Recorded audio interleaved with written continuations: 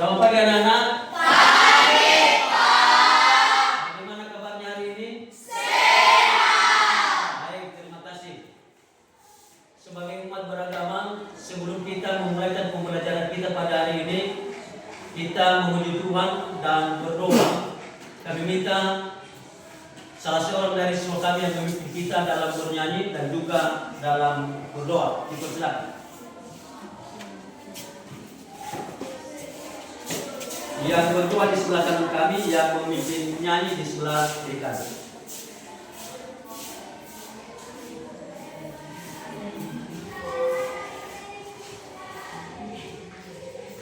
Sebelum kita berdoa, mari kita bernyanyi dengan judul Dalam Yesus Kita Bersaudara.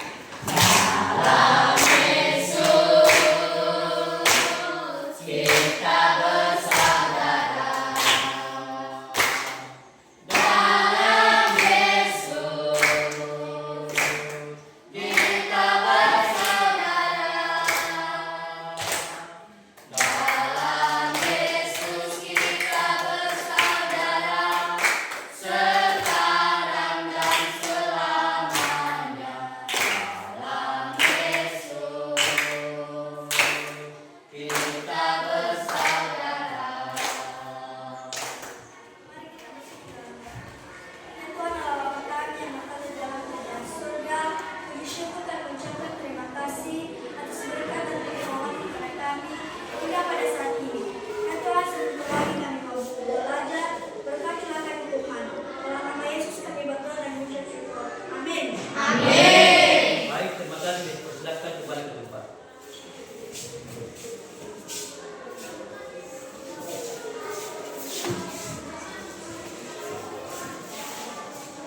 Nah, baik anak-anak kami, apakah memang semua anak kami hadir hari ini? Hadir. Baik, terima kasih. Nah, anak-anak kami, topik materi kita pada hari ini adalah Allah memperbarui hidup Manusia. Nah, dapat kita baca di dalam Kisah Para Rasul pasal 9 ayat 31 dan Yeremia pasal 29 ayat 11. Jadi kita baca salah satu dari nas tersebut, kita ambil Yeremia pasal 29 ayat 11. Mari kita buka kitab kita. Siapa yang sudah dapat? Oke, silakan. Yeremia pasal 29 ayat 11. Beginilah firman Tuhan. Sebab aku ingin mengetahui rancangan-rancangan apa yang ada padaku mengenai kamu. Demikianlah firman Tuhan, yaitu rancangan damai sejahtera dan bukan rancangan kecelakaan, untuk menerima kepadamu hari depan yang penuh harapan. Baik, terima kasih. Nah, artinya bahwa ya Tuhan mengetahui ya rancangan dan rancangan mengenai kehidupan kita sebagai manusia. Nah, sebelum kita masuk pada materi, ada beberapa pertanyaan yang Bapak ajukan kepada anak-anak kami. Yang pertama, ya, apa rencana dari piano saat berada di waktu SD? Yang kedua, apa rencana dari piano saat ini sudah terwujud? Yang ketiga, jika belum, kira-kira apa penyebabnya? Jadi artinya bahwa ada rencana kita, impian kita, atau cita-cita kita yang ingin kita ya kehendaki, yang ingin kita capai. Nah, tetapi impian itu kadang-kadang ada yang jadi dan ada juga yang tidak jadi. Yang menjadi tujuan pembelajarannya adalah satu, ya, menjelaskan karya Allah mengubah masa depan manusia dan dunia. Kedua, menjelaskan Allah sebagai penentu hidup. Ketiga, menjabarkan cara-cara Allah mengubah dan memperbarui hidup manusia. Keempat, menulis refleksi tentang Allah mengubah hidup manusia. Dan yang kelima, membuat rencana hidup masa depan dalam rangka perubahan. Nah, anak-anak kami yang kami kasihi, tiap orang memiliki cita-cita dan impian dalam hidupnya. Untuk mencapai impian itu, tentu harus ada langkah-langkah yang dilakukan sebagai persiapan dalam mencapai impian itu, yaitu menimba ilmu atau bersekolah. Ya, itu adalah salah satu langkah mempersiapkan masa depan. Ya. Tiap orang berhak merencanakan masa depannya. Tiap orang juga berhak merencanakan, ya, impiannya, memiliki impiannya. Namun harus diimbangi oleh upaya nyata dan kerja keras supaya impian itu bisa tercapai. Ya. Manusia memang memiliki keterbatasan dalam mengontrol hidupnya. Untuk itu, orang beriman perlu mengikut sertakan Allah dalam rencana hidup dan masa depan. Nah, kenapa orang Kristen atau orang beriman perlu mengikut sertakan Allah dalam rencana hidup dan masa depannya? Kenapa? Mungkin ada salah seorang dari anak-anak yang bisa memberikan tanggapan tentang pertanyaan ini. Siapa yang bisa kira-kira? Silakan. Karena hanya Allah yang memiliki otoritas penuh atas hidup manusia. Baik, terima kasih, sangat betul sekali. Tepuk tangan dulu. Nah, karena hanya Allah yang memiliki otoritas penuh atas hidup manusia. Allah yang kita imani adalah Allah yang ada dalam sejarah, Allah yang mengutuk masa lalu, masa kini, dan masa depan kita. Ia adalah Allah yang memperbarui hidup manusia. Nah, di dalam Allah ada masa depan. Ia adalah Allah yang memberi janji yang diikat dengan umatnya. Janji keselamatan dan masa depan Ia penuhi melalui jalan ke depan. Meskipun, ya, mereka tetap memberontak melawan kehendak Allah, tetapi Allah tetap memenuhi janji keselamatan melalui kedatangan putra tunggalnya, yaitu Yesus.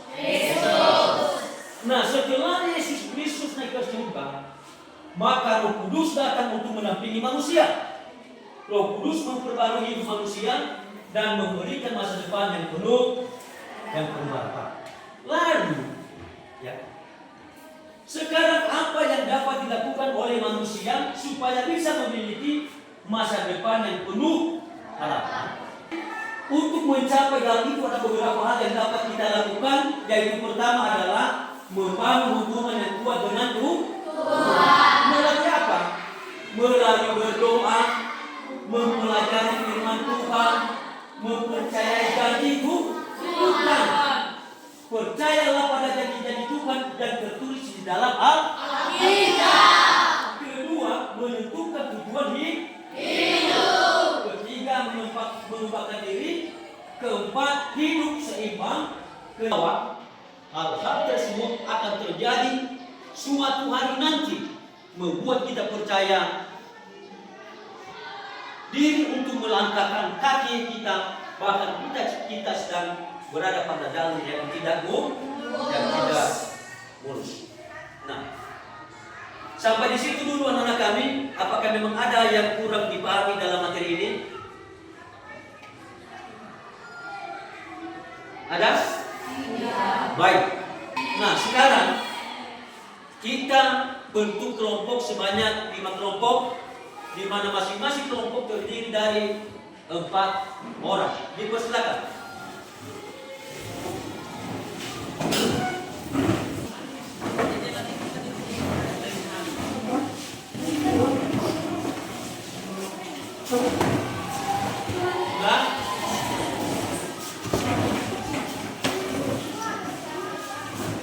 Nah, coba perhatikan anak-anak kami, ya.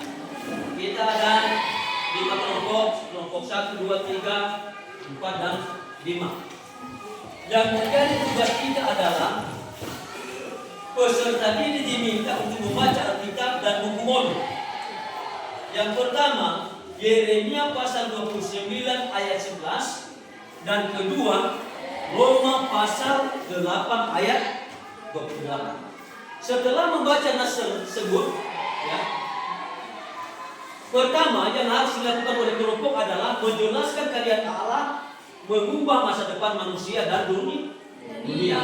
Kedua, menjelaskan Allah sebagai penentu hidup. Setiap kelompok akan diberikan kesempatan nanti untuk mempresentasikan hasil diskusinya di depan kelas. Nah, sebelum kita mulai dulu diskusi kelompok, apakah memang ada yang perlu dipertanyakan? Ada? Tidak ada. Oleh karena tidak ada, maka dipersilakan anak kami untuk berdiskusi mengenai kedua hal yang telah saya berikan tadi. Dipersilakan.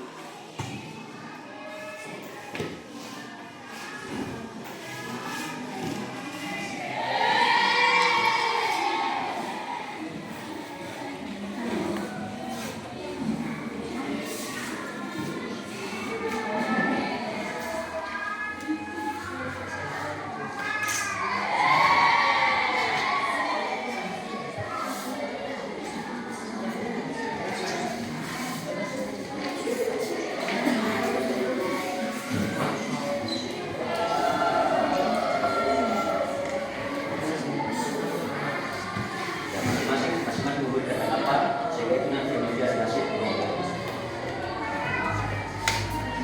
Bagaimana? Bisa? Baik, terima kasih.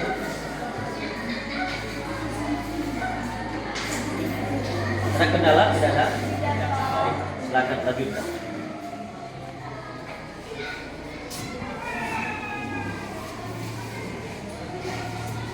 Nah, demikianlah waktu yang diberikan, waktu sudah selesai.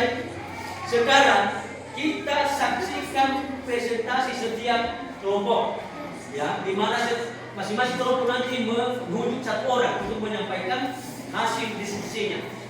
Untuk yang pertama, kami persilakan kelompok 3 untuk menyampaikan hasil diskusinya. Dipersilakan.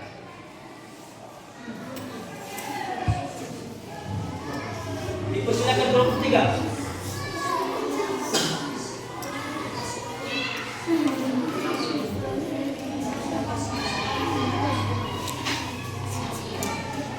Silakan.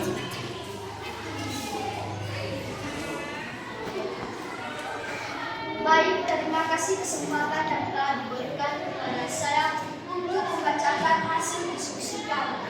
Dan sebelumnya, terimalah salam saya dalam bahasa daerah di sekitar. Yahobu! Baik, langsung saja kami akan membacakan hasil diskusi kami.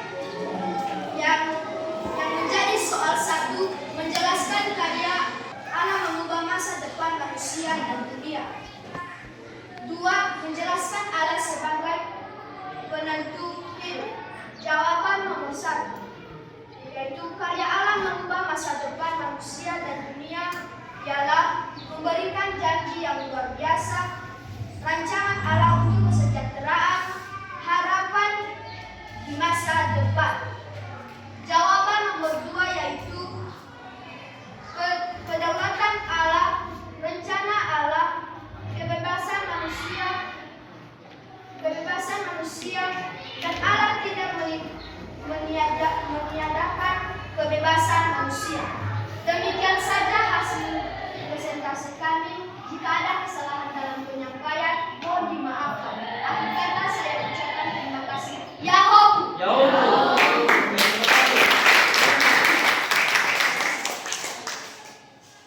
Nah, terima kasih untuk penampilan kelompok yang telah memberikan tanggapan tentang bahan diskusi. Dan untuk itu, demikianlah presentasi oleh setiap kelompok. Sekarang mari kita bersama-sama menyimpulkan materi pembelajaran yang telah kita pelajari mengenai Allah memperbarui hidup manusia. Apakah memang ada yang bisa di antara anak kami memberikan kesimpulan pada materi kita pada hari ini? Dipersilakan. Ada? Saya, Pak. Oke, silakan. Kesimpulannya adalah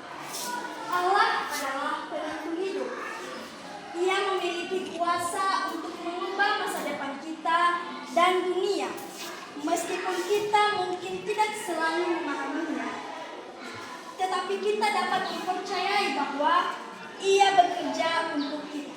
Baik, terima kasih. Tepuk tangan dulu. Baik, terima kasih. Nah, kesimpulan pada materi kita, ya, manusia membutuhkan pembaruan hidup supaya dapat menikmati persekutuan yang benar dengan Allah dan sesama. Nah, untuk itu orang beriman harus tetap memiliki pengharapan dalam hidup bahwa kasih Allah bagi manusia tak terbatas. Menjadi manusia memiliki pengharapan untuk hidup baru dan harmoni dengan Tuhan, sesama dan alam ciptaannya.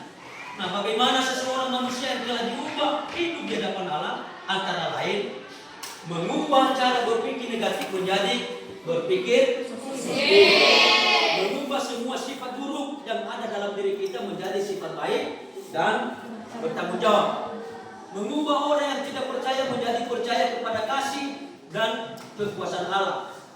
Tindakan Allah sebagai pembaharu berarti Ia yang mengambil inisiatif untuk mendatangi manusia dan memperbaruinya. Oleh karena itu, orang beriman hendaknya memiliki keyakinan bahwa selalu ada kesempatan untuk berubah dan menjadi baik, bahwa masa depan selalu ada dan diberikan pada orang yang percaya, yang bekerja keras dan setia dalam iman kepadanya. Itulah yang menjadi kesimpulan kita pada materi kita pada hari ini. Dan sebelum kita mengakhiri pembelajaran kita pada hari ini, ada beberapa pertanyaan yang harus dijawab oleh siswa-siswi kami, ya, dengan alternatif jawaban ya atau tidak. Pertama, menurut kalian apakah pembelajaran ini menarik? Ya. Baik. Yang kedua, apakah memang ada yang belum kalian pahami pada pembelajaran ini? Tidak. Nah, itu artinya bahwa kita telah memahami tentang materi yang telah kita pelajari pada hari ini. Maka untuk itu demikian saja pertemuan kita pada hari ini, dan kita akan lanjutkan pada pertemuan berikutnya atau pada hari-hari ke depan. Dan sekarang kita akhiri dengan doa. Kami minta salah seorang dari siswa kami untuk berdoa kepada kita.